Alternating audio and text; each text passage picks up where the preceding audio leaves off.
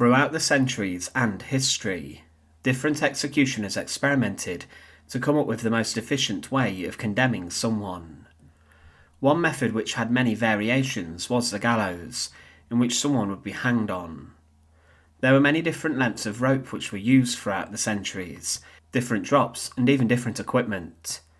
In Czechoslovakia and Hungary, at the end of the Second World War for example, the gallows weren't even used, as they utilised a pole system to take the lives of a number of high-ranking war criminals and politicians. The Americans tried to come up with different execution methods too, and one of these was the upright jerker, a gallows that used counterweights to send someone high up into the air after the noose was tightened, rather than them plunging through a drop or a trapdoor. Much of these innovations were not the most effective, and they tried to solve the problem of executions going wrong. But one strange execution method devised in the States was the Julian Gallows, and this was very different. Welcome to the Fortress. To support our channel, please make sure to subscribe.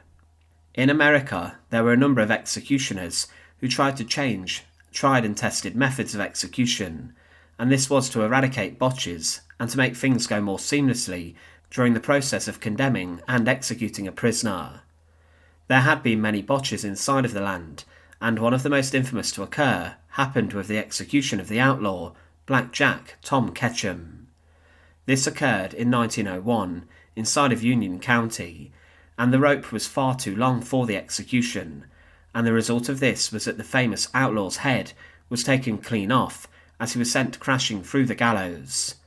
One man who witnessed his execution claimed that, and I quote, "He walked up firmly to the steps, saying as he went up, 'Dig my grave deep, boys.' Stepping upon the trapdoor, he asked for the black cap, and it was placed over his head, but it had to be removed to permit the rope to be placed on his neck, and whilst they delayed somewhat, he became impatient and said, 'Let her go, boys.' The sheriff cut the trigger rope with a hatchet, and his body shot down with all of its 215 pounds of weight.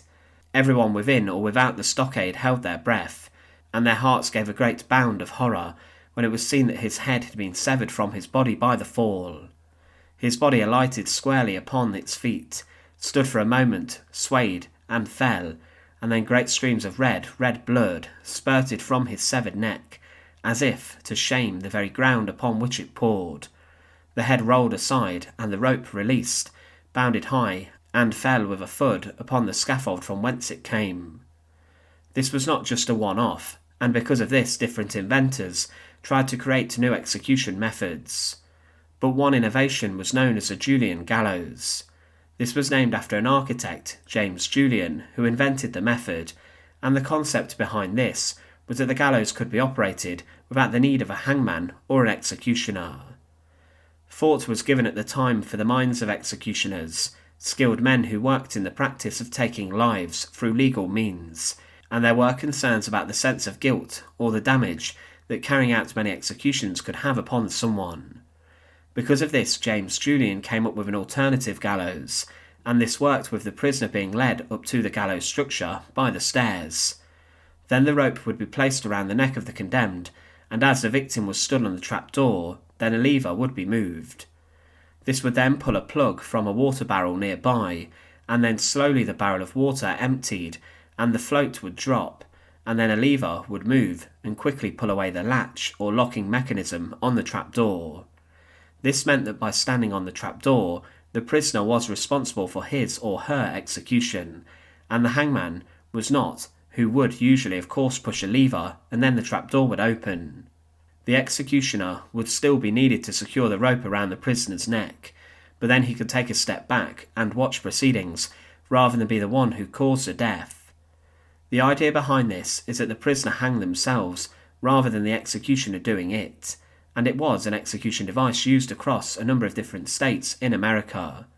This included the states of Colorado, Wyoming, and Idaho. Inside of Connecticut, there was a slight tweak made to the Julian Gallows, as they used lead shot rather than water, as the cold weather would cause the water to freeze, causing a number of problems, and they even had to postpone executions to warmer seasons because of this. One man who was executed in Wyoming using the Julian Gallows was the infamous American cowboy and Pinkerton agent Tom Horn. He was a man who was accused of committing 17 different killings in the West, as he worked as a hired gunman, and he was in 1902 convicted for the murder of a 14-year-old whose father had been involved in a feud with a neighbour.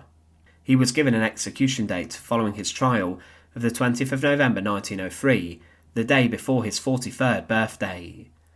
Tom Horn was one of a few people inside of the Wild West to be hanged using the Julian Gallows, or the water-powered gallows. He was executed in the same state and city as Julian the architect was from. He never gave up the names of those men who hired him to carry out his last killing, but the execution did not go well. The fall from the gallows was not sufficient enough, and was not long enough, and enough velocity could not be gained to snap his neck. Because of this, after the trapdoor was released by the mechanism, Tom Horn strangled for a slow 17 minutes until he succumbed to his death. It was not the most effective execution method, and showed that the real skill with hanging tended to come from the calculations and work of an executioner, the man tasked with carrying out the killing, rather than the equipment and structure used to perform the hanging on. The Julian Gallows remained in use in Wyoming until 1936, and there were successful executions using it, but different states then tended to switch to other methods of execution which were considered more humane, such as the electric chair or the gas chamber. There was another variation of the water-powered gallows created, as in Colorado, a similar machine was used. It was said that the warden of the state prison, Warden J. Lamping, or his deputy, George Dudley, along with a prison carpenter or local craftsman, made a machine similar in which the prisoner's own body weight was used to trigger the slow release of water from a jug. This would then drain, but would trigger a 300-pound weight to drop to the floor, and the condemned would then shoot up towards the ceiling and in the air, breaking the victim's neck in a more humane manner rather than using slow strangulation. This execution method did have a number of problems, and some claim that it caused executions to last almost an eternity, and sometimes as long as 4 minutes, not having the instant intended effect. This was in a sense a more of an upright jerker-style device, but it was still water-powered. The Julian Gallows did not really catch on in terms of its use, and although it was used for executions in America for a number of decades, it did not catch on and be used across different states except for a few. The idea was sound in the fact that it relieved an executioner of the burden of being the one who condemned and took the life of someone. However, in reality the structure was not well devised enough to snap the neck of someone instantly. Inside of Britain, executions tended to go smoother as executioners developed their craft, and men such as Albert Pierpoint actually meticulously calculated the long drops needed to snap the neck of each of the condemned he was given to work with, based on their weight and height. The Julian Gallows was an execution method which today has been left to history. Thanks for watching.